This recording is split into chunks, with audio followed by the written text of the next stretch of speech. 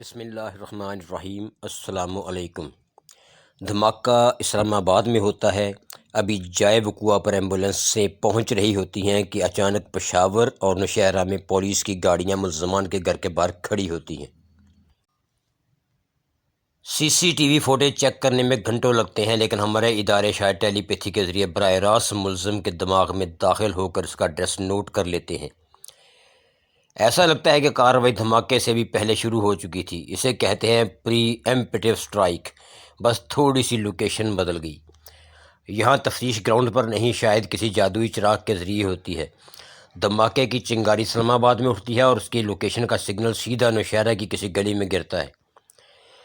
دھماکہ اسلام آباد میں ہوتا ہے۔ ابھی جائے وقوع پر ایمبولینس سے پہنچ رہی ہوتی ہیں کہ اچانک پشاور اور نوشہرہ میں پولیس کی گاڑیاں ملزمان کے گھر کے باہر کھڑی ہوتی ہیں۔ سائنسدان پریشان ہیں۔ امریکہ اور چین کی ٹیکنالوجی ششدر رہ گئی ہے کہ وہ کون سا الگوریتھم ہے جو اسلام آباد کے ملبے سے پشاور کی گلیوں کا سراغ نکال لیتا ہے۔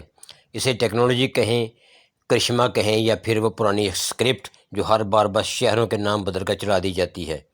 وہ یہ اسکرپٹ ہے عادل عباسی کا۔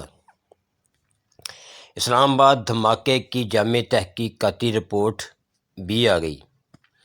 رپورٹ کے مطابق خودکش بمبار افغانستان سے آیا تھا۔ اس نے 6 کلو بارودی مواد استعمال کیا۔ بارود خاص مٹیریل سے تیار کیا گیا تھا۔ خودکش حملہ آور کے چیتھڑے اڑا دیے، درجنوں لوگ شہید ہو گئے، مگر پلاسٹک کا شناختی کارڈ 100% محفوظ رہا۔ دیکھنے اور سننے والوں ذرا غور کیجئے، پلاسٹک کا شناختی کارڈ 100% محفوظ رہا۔